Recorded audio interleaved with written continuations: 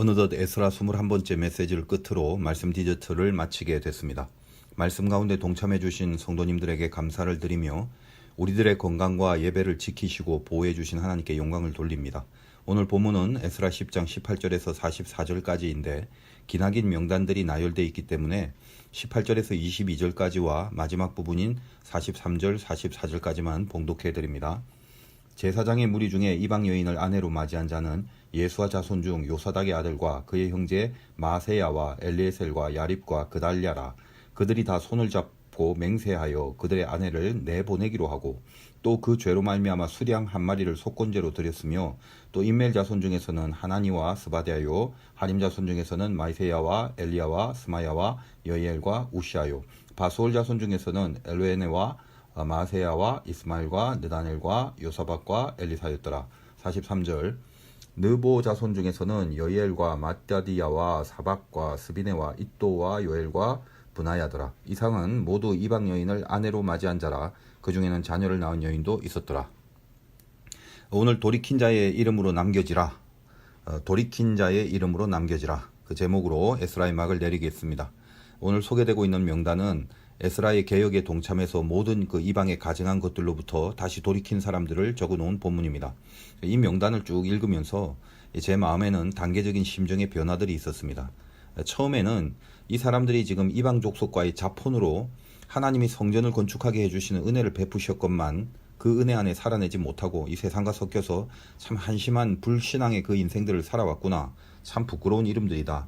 그러다가 그래도 지금 이들의 이름이 이렇게 낱낱이 기록되었다는 것은 하나님이 기억하고 보관해 두신 이름이라는 그 관점에서 만약에 여기에 적혀져 있지 않았다면 그건 이제 뭐 거론할 필요도 없는 완전한 아웃인데 마지막에 건짐을 받은 참 복된 이름들이구나. 그 생각으로 이제 바뀌어졌어요. 오늘 이 명단들은 결국 분명히 죄를 지었던 사람들인데 또 분명히 돌이켰던 사람들이란 말입니다. 온전하진 않았지만 돌이킨 사람으로 하나님의 명부에 적혀진 사람들이죠. 그래서 최종적으로 저는 이 명단을 읽으면서 내 이름도 이 명단 안에 들어가고 싶고 반드시 또 어떻게든 들어가야만 한다는 그런 간절함도 생겨지게 되었다는 것입니다. 특별히 목회를 하고 있는 저에게는 이 명단이 주는 남다른 교훈도 있습니다. 지금 이스라엘이 이방 여인을 아내로 맞아 살아가면서 가증한 삶을 살았던 자들 중에 처음으로 돌이킨 자의 명단에 기재된 그 부류들이 제사장의 무리였다는 거죠. 18절을 다시 한번 보겠습니다. 제사장의 무리 중에 이방 여인을 아내로 맞이한 자는 그렇게 되죠.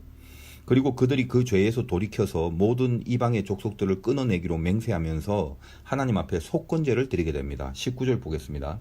그들이 다 손을 잡아 맹세하여 그들의 아내를 내보내기로 하고 또 그 죄로 말미암아 수량 한 마리를 속건제로 드렸으며 이 구약의 제사법들이 좀 복잡한데 제사의 목적과 방법에 따라서 분류가 됩니다. 자세한 거 뭐 다 생략하고 제사를 드리는 그 목적에 따라서 크게 5가지가 있습니다. 번제, 소제, 화목제, 속제제, 속건제. 뭐 자세히는 모르더라도 뭐 번제, 화목제는 뭐 많이 들어서 익숙하고 속제제, 속건제도 뭐 들어는 봤지만 많이 다루지 않아서 잘 모르는 경우가 많습니다. 속제제와 속건제의 그 미묘한 차이가 좀 있는데 이게 잘 이해가 안 돼요. 성경을 기본으로 해서 뭐 여러 가지 찾아보고 그래도 워낙에 복잡하고 내용이 다양해서 그 개념에 대한 차이도 명확하게 뭐 딱 한마디로 말을 할 수는 없습니다. 그래서 지금 이제 제가 말씀드리는 것도 한마디로 정의를 내려드리기가 힘들지만 겉으로 보여지는 그런 차이보다는 영적인 구분이 더 중요한 것이기 때문에 그 영적인 부분을 부각시켜서 그냥 그 저 나름대로 해석을 기준으로 개념을 좀 잡아드리자면 둘 다 죄를 용서받는 그런 제사입니다. 근데 죄라는 것이 뭐 디테일하게 품목별로 따지자면 그 많은 죄의 종류를 어떻게 다 분류를 할 수 있겠습니까? 그러므로 뭐 그냥 시중에 나와 있는 해석들을 통해서 뭐 속죄제는 언제 드리는 거고 또 속건제는 언제 드리는 건지 뭐 그런 것들은 찾아보시고 뭐 참고하시길 바라고 제가 이제 영적으로 정의를 내려드린다면 우리가 죄를 생각하면 뭔가 그 안에서부터 태생적인 원죄의 그 근성 때문에 늘 뭔가 그 죄가 안에 있는 것 같은 그런 느낌이 있지 않습니까? 그런데 그런 죄들은 하나님과 나 사이를 이렇게 갈라놓게 되기 때문에 예수 그리스도라는 제물을 통해서 하나님과 멀어진 관계를 회복시킨다는 취지가 속죄죄의 핵심입니다. 이제 그렇게 보면 이제 깊은 묵상이 될 수 있는데, 그러니까 그런 죄들은 사람들마다 하나님 보시는 주관적 관점이 있지 않겠습니까? 뭐 예를 들면 초신자는 주일 예배를 빠지는 경우에 한번 빠지게 되는 게 뭐 초신자니까 뭐 그렇게 넘어갈 수 있잖아요. 근데 직분자가 뭐 집사, 권사, 장로가 이 귀찮다고 주일 예배를 빠지면 그건 동일한 내용이라도 그들의 영적인 급수가 다르기 때문에 그건 중범죄가 되는 거죠. 왜냐하면 뭐 이해하기 쉽도록 말씀드리는 겁니다. 자, 근데 이제 목사가 귀찮다고 주일 예배를 빠진다. 이건 뭐 사형감이죠. 그러니까 속죄제라는 것은 그 제사장이냐 족장이냐 일반인이냐 거기에 따라서 그 드려지는 제물이나 방법의 차이를 두게 됩니다. 하여간 뭐 이 죄로부터 하나님과의 관계를 다시 회복시키기 위한 제사다. 그렇게 보시면 되고, 속건제는 이게 이제 영어로 guilt offering이라고 하는데, 아까 말한 속죄제는 sin offering이라고 합니다. 영어를 좀 아시는 분은 sin이란 단어는 좀 포괄적인 차원에서 죄라고 볼 수 있고, guilt라는 것은 좀 구체적인 차원에서 죄라고 볼 수 있는 단어이기 때문에 이 속건죄를 guilt offering이라고 하는 것은 죄에 대한 용서를 구한다는 차원에서는 속죄제와 동일하지만 죄의 품목이 구체적으로 명기가 되어 있는 그런 죄에 대한 제사를 말합니다.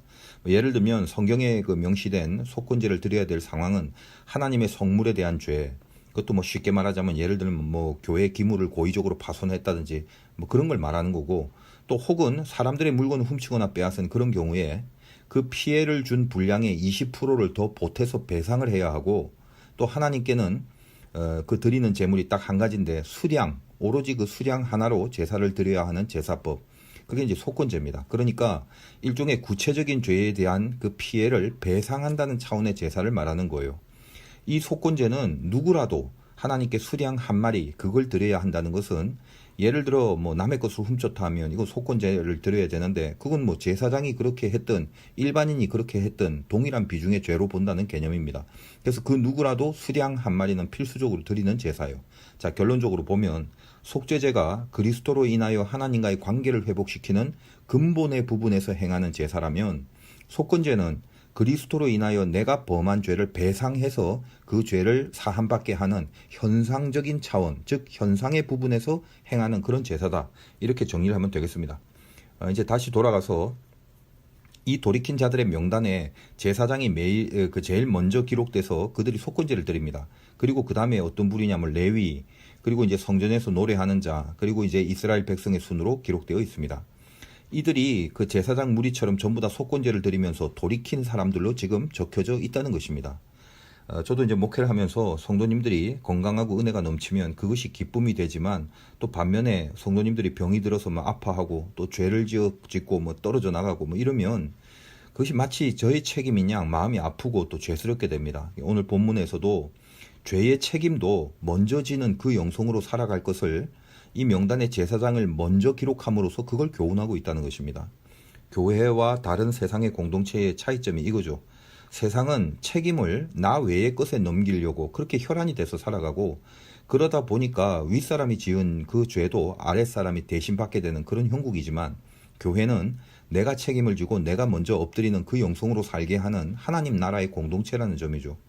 요즘 이제 사회적 격리 때문에 사람과 사이가 이렇게 멀어지게 함으로써 우리가 어떤 영성을 집중케 하십니까?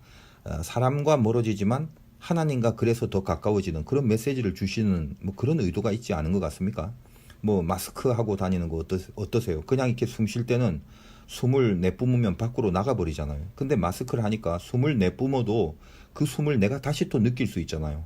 그토록 이 다른 이들을 향해서 그렇게 내뿜었던 그 우리의 뭐 말, 뭐 이런 우리의 어떤 그 비방과 비판 이런 것들이 줄어들고 자기를 향한 성찰에 집중케 하시려는 그 메시지를 주신다고 생각이 되어진다는 것입니다. 알게 모르게 하나님은 이제 이번 코로나 사태로 인해서 이 지구를 향해서 온 인류를 향해서 다시 뭔가를 돌이킬 것에 대한 그 성찰에 대한 메시지를 주시고 있음은 틀림없다라고 생각을 합니다.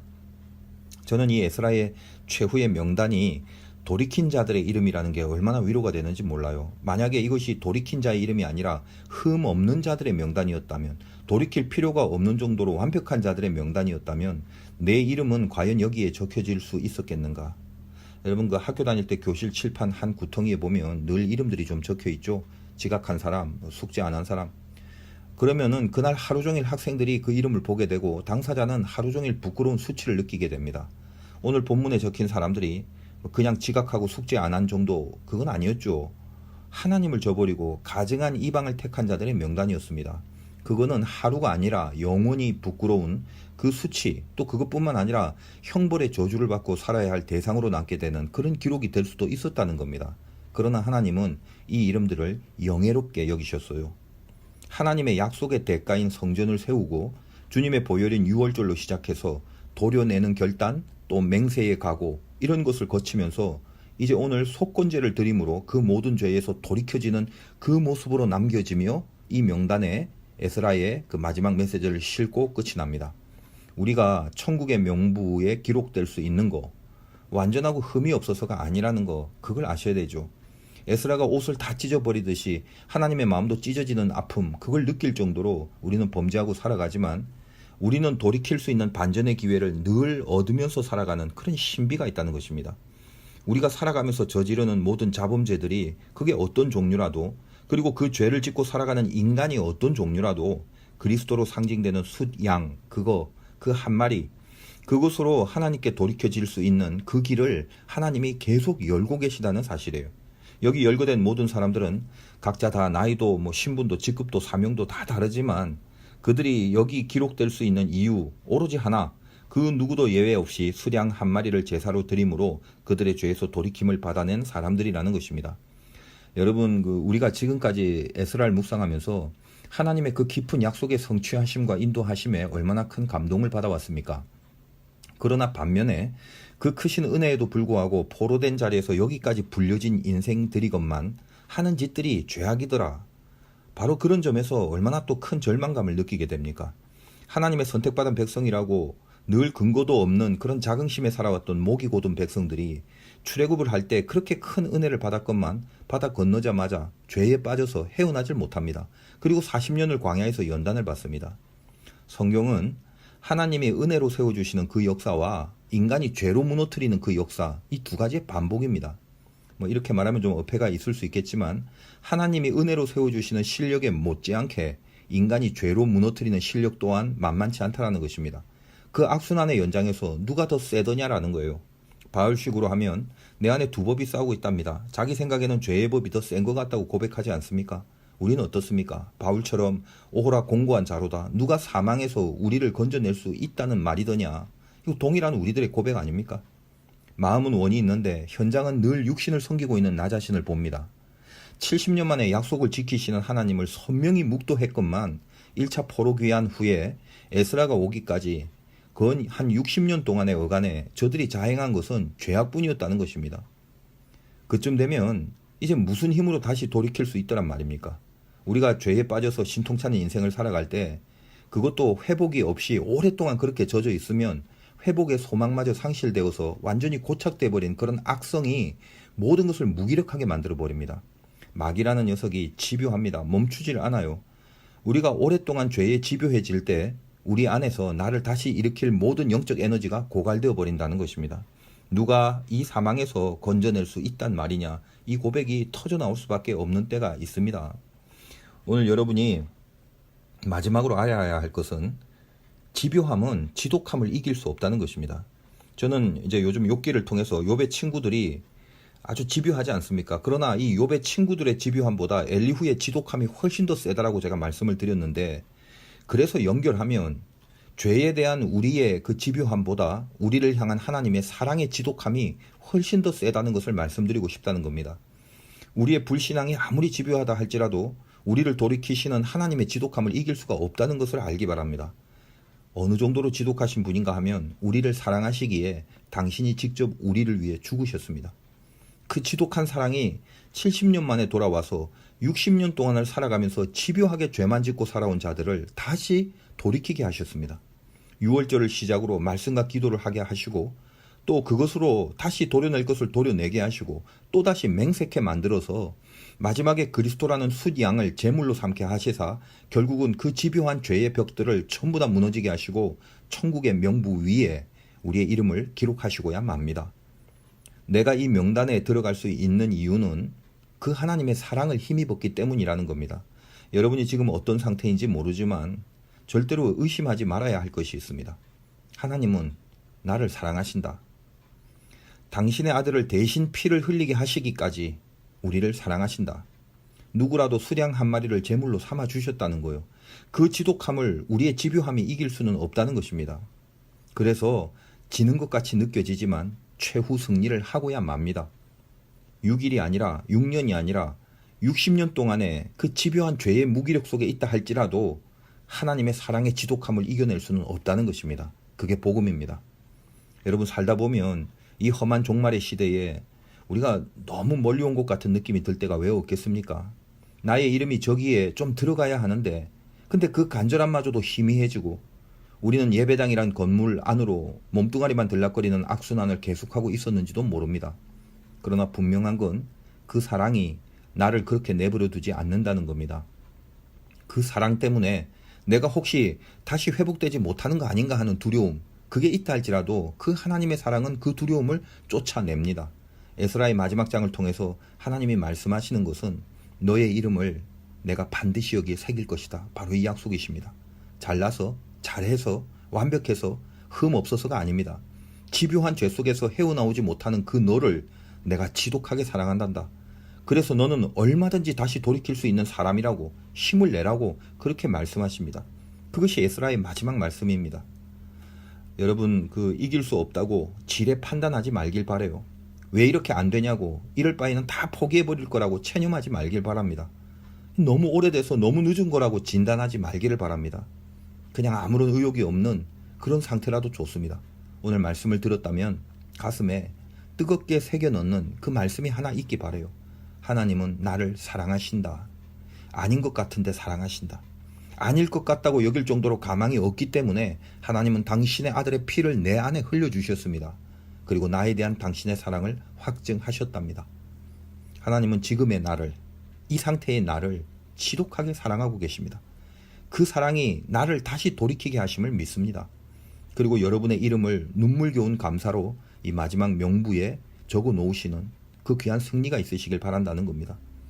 여러분이 이 66권의 성경의 모든 내용의 주제인 하나님이 나를 사랑하신다라는 그 복음을 지금 가슴에 깊이 집어넣는 그 순간 안심만으로 끝나지 않고 다시 복받치는 분발로 이어지는 영적 에너지를 가지게 될 것입니다. 그것이 하나님의 지독한 사랑의 능력이기 때문입니다. 그동안 이 믿음의 분투를 해오신 사랑하는 화도교회 성도님들 힘내시고요. 돌이켜지는 깊은 은혜가 흘러넘치시길 기도드리고 여러분 모두의 이름이 오늘 죄 가운데 있었지만은 다시 돌이켜진 이 영광의 명단 위에 전부 다 기록되시기를 주님의 이름으로 축원드립니다. 수고하셨습니다. 감사합니다.